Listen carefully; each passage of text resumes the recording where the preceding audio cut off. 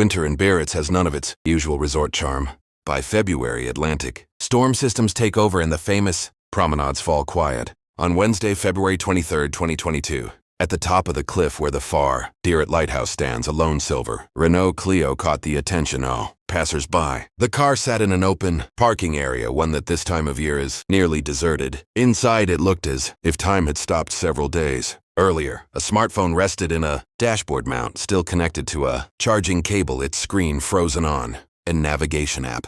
A woman's handbag lay on the passenger seat. Later examination would reveal apartment keys, identification documents, bank cards, and untouched cash inside. On the back seat, a laptop sat neatly in its case. Despite the valuables left in plain sight, the vehicle was locked. There were no signs of forced entry, no broken glass, no tampered locks. The car was parked neatly, engine off, headlights out. It gave the unmistakable impression that whoever had been inside had stepped out for just a few minutes to take in the ocean view from the edge of the cliff and intended to return right away. But the parking lot and nearby paths were empty. When patrol officers ran the license plate through the system, the dispatcher responded. This Clio and the two young people connected to it had already been listed as missing for 96 hours. From that moment on, the lighthouse was no longer a tourist landmark. It became the starting point of a case with no witnesses. 4 days earlier, on the morning of Saturday, February 19th, the first signs of trouble began to surface across different parts of the region, subtle at first, but enough to disrupt the normal rhythm of two families. The first alarm was raised by Anos, a classmate of Nabil. The night before, on Friday, Nabil had promised to stop by around 1000 p.m. to help with calculations for a graduation project. He mentioned he would come right after dropping off his companion, but Nabil never showed up. His phone stopped accepting incoming calls, and by Saturday morning, all attempts went straight to voicemail. At the same time, staff at the nursing home where Roxanne Bennis worked reported her absence. For her colleagues, it was a shock. Roxanne was known for her punctuality and had never missed a shift without notice. They tried calling her throughout the morning, but her phone was powered off. When they couldn't reach her, they contacted her parents in Poitiers to find out what was going on. Throughout the day, on February 19th, 2 missing persons reports were filed with Biarritz police. At that point, authorities treated them as unrelated cases. Officers followed standard protocol. Adults have the legal right to disappear and maintain their privacy. Police justified delaying an immediate search by noting there were no signs of forced entry in either apartment and neither individual had any known risk factors in their background. While official search procedures remained on hold, the families chose to act despite police recommendations to wait. Nabil's sister drove in from Blankenberg, Belgium, while Roxane's family headed to Biarritz from the Vienne region of France. Those first 48 hours considered critical in any investigation when fresh leads are still within reach were spent not on coordinated search efforts but on private citizens trying to convince authorities that the situation was serious. As the families began to pull their efforts, surveillance footage from key intersections across the city continued to loop and overwrite itself, permanently erasing any trace of the silver Renault's route. By Sunday, February 20th, the focus of the search shifted into the digital world. Roxane's older sister, using a spare key, entered her empty apartment. Inside, everything was in perfect order. The bed was untouched. There were no signs of a struggle, no indication of rushed packing. Nothing appeared out of place. The only lead came from a notebook found among her personal belongings. Roxanne had written down passwords to her accounts, something that allowed her family to begin reviewing her recent activity on their own without waiting for legal warrants to access the data. Her message history revealed a clear pattern. In the weeks leading up to her disappearance, nearly all of Roxane's communications centered around one person, Nabil. When the Bennis family visited his social media page, they found a public post from his relatives published just hours earlier. It stated that Nabil had also vanished without a trace in Biarritz on Friday evening. That was the moment when 2 separate missing persons reports officially became one case. The families met for the first time later that same day. The atmosphere was tense, shaped by mutual suspicion. Roxane's relatives feared that this new acquaintance might have caused her harm. At the same time, Nabil's family worried that their son had become a victim of circumstances tied to that meeting, but the safina of key details couldn't be ignored. Both phones had gone offline at the same time, and neither Roxanne nor Nabil had been reachable since 6:30 p.m. on Friday. Faced with that, the families joined forces. Soon, the streets of Biarritz were covered with hundreds of flyers. They listed identifying features, Roxane's multiple prominent tattoos, and a distinctive birthmark on Nabil. Beyond searching for the two individuals, the families also began tracking two vehicles, the already identified silver Renault and a blue Peugeot 208 that belonged to Roxanne. By Monday morning, coordination groups had formed across messaging apps, bringing together friends, co-workers, and volunteers. The growing public attention and the collective pressure from both families eventually forced local authorities to reassess the case. The prefecture changed its status and launched a large-scale search operation, acknowledging that this was no longer a voluntary disappearance but a situation involving a potential threat to life. Nabil Touiri's path toward an engineering career in Biarritz began far from the French coastline in northeastern Morocco. He was born on January 18, 1999 in the small town of Elan City, Malouk. Raised in a modest household, he was the second of 5 siblings and the only son, while his parents and 3 younger sisters remained in Morocco. Nabil stood out early on for his exceptional abilities in the sciences. His talent in math and physics became more than just academic success. It was a strategy, a plan. He saw higher education in Europe as the key to building a better future, not just for himself but for his entire family. At 19, Nabil moved to France. He settled in Biarritz, a coastal town of roughly 25,000 residents known for its surf culture and upscale reputation, but Nabil wasn't there for the lifestyle. His focus was elsewhere. He enrolled in a prestigious engineering school where he quickly built a reputation as one of the most capable and disciplined students. His academic record was spotless. No missed requirements, consistently high grades, and a clear image of someone driven by results. In 2021, shortly after graduating, Touiri accepted a job offer from a major corporation. The position, along with a flexible schedule, allowed him not only to support his family financially, but also to travel frequently. He often visited his older sister, who had settled in Blankenberg, Belgium. Nabil stayed closely involved in her life, especially during the time she was expecting her second child. Despite successfully adapting to life in France, he maintained strong ties to home. Daily calls to his parents in Morocco and annual visits during vacation weren't just habits. They were rules he lived by. Those who knew Nabil described him as polite, serious, and exceptionally modest. Friends and classmates often mentioned his natural shyness along with a willingness to help others tackle complex technical problems. There were no signs of risky behavior in his life. No random connections, no conflicts, no hidden financial pressures. He lived transparently, fully focused on his career and supporting his family. For the Touiri family, Nabil wasn't just their only son. He was their anchor, their stability, which made his sudden disappearance something completely outside the pattern of his life. Roxanne Benest's life followed a different path, but it carried the same sense of responsibility and strong family connection. She was born on March 30th, 2001 in Poitiers, the administrative center of the Vienne department. The middle sibling, Roxanne, grew up with an older sister and a younger brother in a modest household. Her parents worked hard to give their family a solid start, and Roxanne responded with an early drive for independence. Unlike Nabil, she didn't aim for a career in high-tech fields. Her path led her toward helping others. After finishing school, she moved to the city of Pau, where she enrolled in a training program for medical care assistants.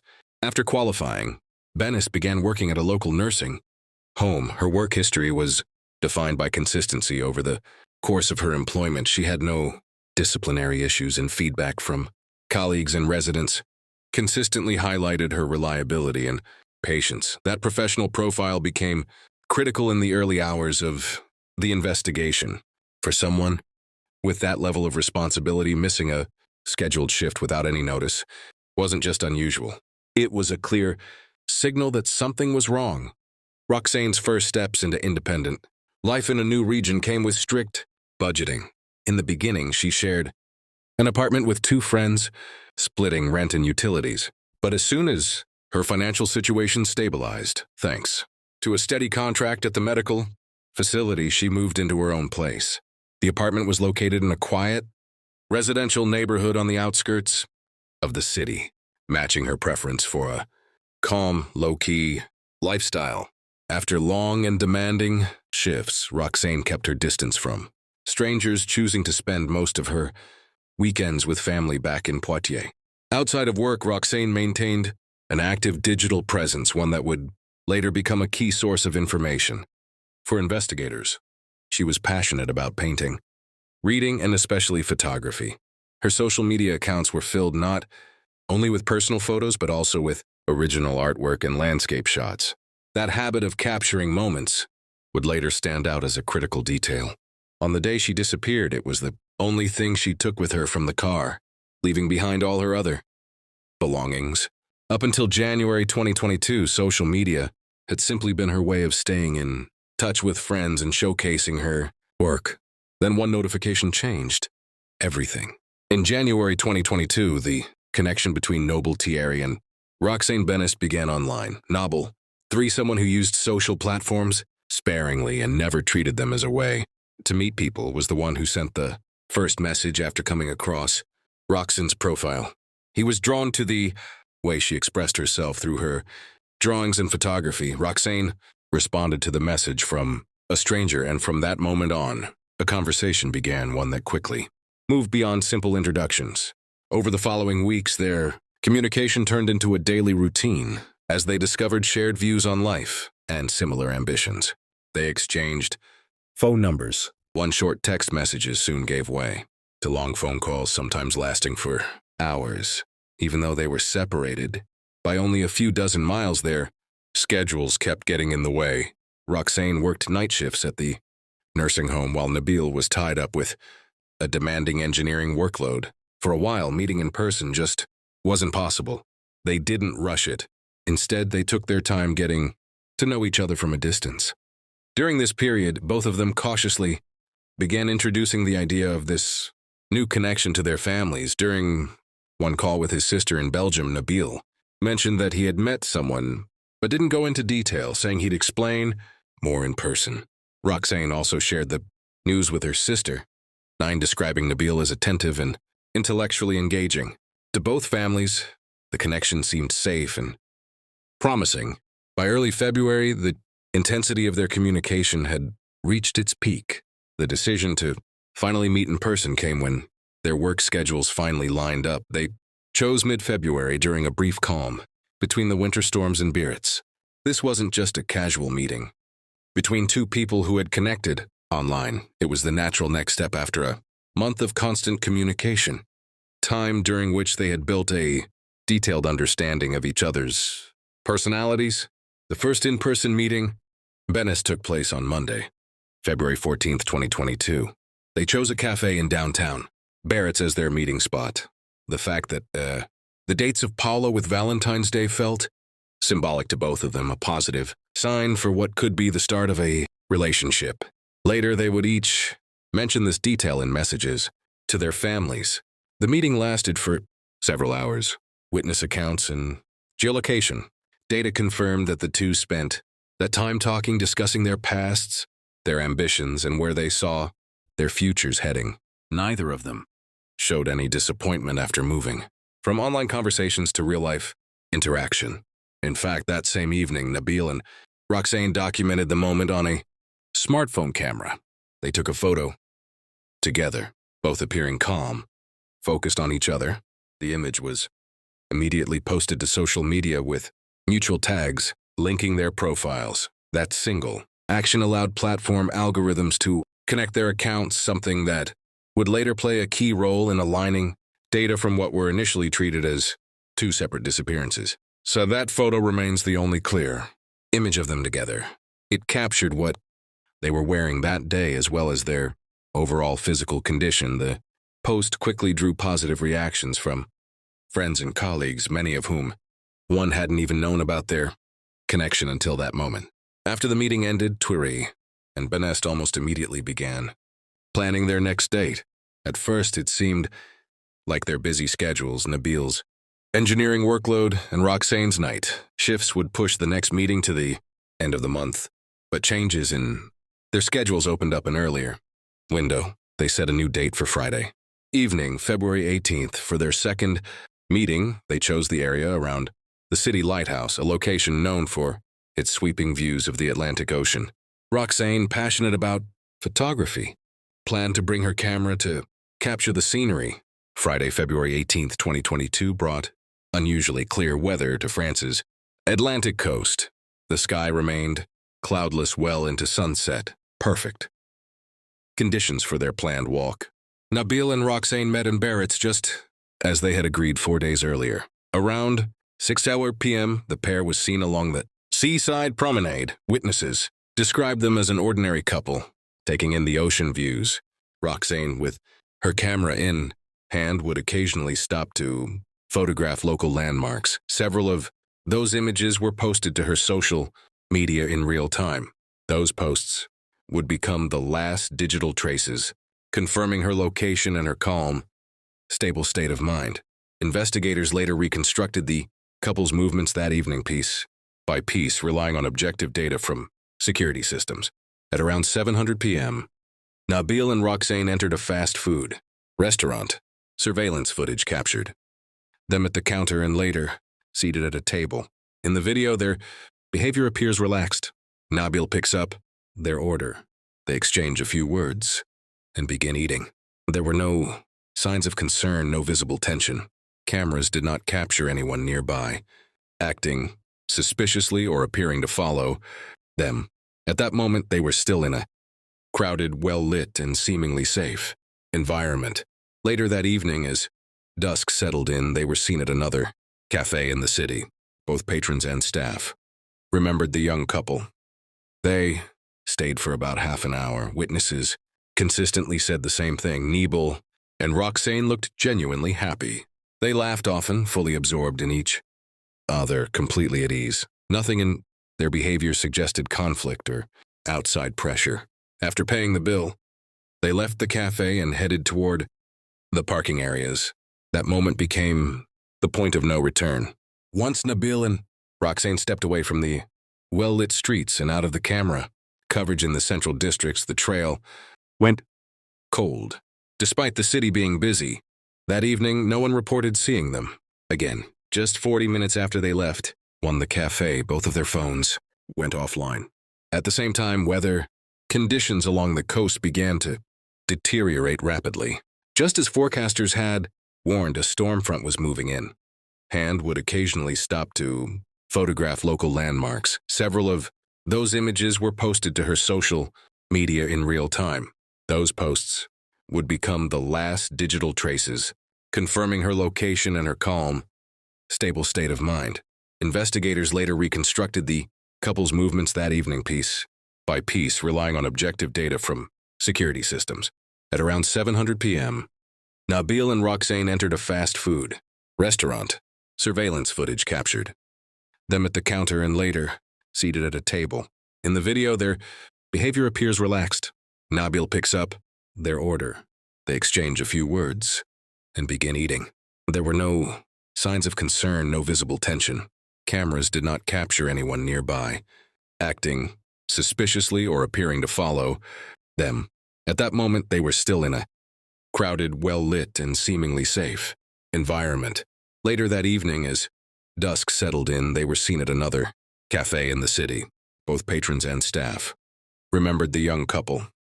They stayed for about half an hour. Witnesses consistently said the same thing. Nabil and Roxanne looked genuinely happy.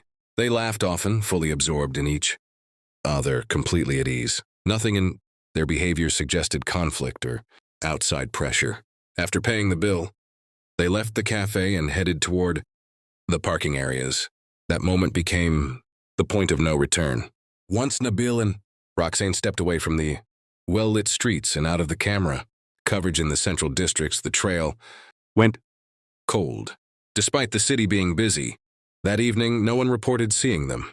Again, just 40 minutes after they left, the cafe, both of their phones went offline. At the same time, weather conditions along the coast began to deteriorate rapidly. Just as forecasters had warned, a storm front was moving in. So, while search teams canvassed the coastal neighborhoods, investigators shifted focus to locating their vehicles. The first to be found was Roxanne, Benest's blue Peugeot 208. It was parked on a small side street in a residential area, just a few minutes' walk from the main promenade. The car was neatly parked and locked. A visual inspection revealed nothing suspicious. Inside there were no signs of disorder. Nothing suggested she had left in a hurry. This discovery gave investigators a critical insight into the sequence of events that evening. After their walk and dinner, the two had returned to Roxanne's car, but they hadn't gone their separate ways. Instead, they left the POA where it wasn't switched to Nabil Silver, or in Renault Clio, continuing together to the next point on their route, when search efforts later focused on the area around the lighthouse where the second vehicle would eventually be found. The contents of the Renault led experts to rule out the possibility of a voluntary disappearance. Roxanne's smartphone was still mounted on the dashboard, connected to the car's charging system. The screen displayed an active navigation route. This indicated that the couple had used a digital map to reach the lighthouse and likely intended to continue driving after a brief stop.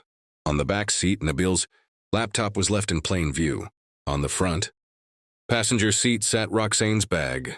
Later search confirmed it contained all essential personal items: her apartment, keys, identification, and wallet with all bank cards and cash still inside. Leaving behind belongings like that in a locked car in an open parking area is highly uncharacteristic for anyone planning to leave for an extended period or walk away from their life. There was only one item Roxanne had taken with her when she stepped out of the vehicle: her camera. The positioning of the Renault parked facing the ocean cliffs and the absence of the camera inside supported the initial theory they had stopped for a brief photo session, drawn by the nighttime view of the Atlantic. The locked doors and active navigation suggested they left the car without concern, expecting to return within minutes. But that was the exact moment when the digital trail from both of their devices disappeared. At the same time, meteorological stations recorded a sudden and severe shift in weather conditions along the coast. The evening of February 18th unfolded like a climatic trap. While Nabil Twerry and Roxanne Benest were still in the lit areas of the city, weather services had already detected a sharp drop in atmospheric pressure. By the time their car reached the top of the cliff, the clear sky had been replaced by an incoming storm front. Wind speeds across the exposed cliffs surged to dangerous levels, turning what may have seemed like a simple walk by the ocean into a life-threatening situation. The key point along their route was the observation deck known as Devil's Rock, and a carved-out stone ledge overlooking the Atlantic. It was here at exactly 6:30 p.m. that Nabil's phone registered its last activity. The cell tower covering the lighthouse area received a final signal. After that, both devices went completely silent. That timestamp aligned down to the minute with the peak of the storm impact recorded by coastal monitoring systems. At that same moment, the shoreline was struck by what are often referred to as rogue waves. In Biarritz, this is a known natural phenomenon: massive isolated walls of water that form without warning, rising several times higher than the one surrounding surf. During storm conditions, these waves carry immense force. They crash against the base of the cliffs, sending water and foam surging upward, sometimes spilling over safety barriers, even at significant heights. The reconstruction of their final moments suggests the couple left the car during a brief lull in the weather. Roxanne Benest stepped out with her camera, likely intending to capture the dramatic ocean conditions. The active navigation system left running inside the car indicates they weren't planning to stay out there for more than a few minutes. But once they reached the concrete platform at the edge of the cliff, the full force of the storm hit. A powerful surge of water rushed toward the shore. The force of it, fast, heavy, and overwhelming, would have made it nearly impossible to hold on to the railings. Within seconds, both were swept off their feet and pulled into the ocean. From there, the powerful undertow eliminated any realistic chance of making it back to the base of the cliffs. In the first days of the search, efforts were limited to helicopters. The storm conditions made it impossible to deploy boats or divers near the rocks below, stretching as far as the coasts of Spain and the United Kingdom. Taking into account the strength of Atlantic currents, the families submitted DNA samples to international databases. Over the following 3 years, no matches were found with any unidentified remains. Nabil Tergri's family, unwilling to accept the scenario of an accident, brought in a private investigator. Their primary argument centered on the personal belongings left behind in the car. However, the absence of any financial activity or contact from potential offenders weakened that theory. One critical mistake in the early stages of the case was the delay in reviewing surveillance footage from a nearby hotel. By the time investigators requested access, the system had already overwritten the data. After 30 days, today the case has effectively been moved into archival status. No active leads, no physical evidence. More than 4 years have passed since the couple disappeared near the lighthouse. The case of Nabil and Roxanne 9 remains open, but without new material evidence. It is stalled. Their families continue their own efforts, reaching out to organizations in Spain and the United Kingdom, checking reports of remains carried ashore by Atlantic currents. Overall this time, not a single piece of clothing or personal belonging has been recovered, including Roxanne's camera. Nabil's family still holds on to the possibility that he may have been taken and held against his will. Meanwhile, the Benest family has come to terms with the likelihood of their daughter's passing, though legally they cannot obtain a death certificate without confirmed remains. The cliffs near the far Biarritz lighthouse continue to draw tourists. But for those closest to Nabil and Roxanne, that place marks the final point where at 6:30 p.m. on Friday, February 18th, 2022, the digital trail of 2 young lives disappeared forever. The only silent witness left behind is the silver Renault Clio, its navigation system still pointing toward the ocean, as it did that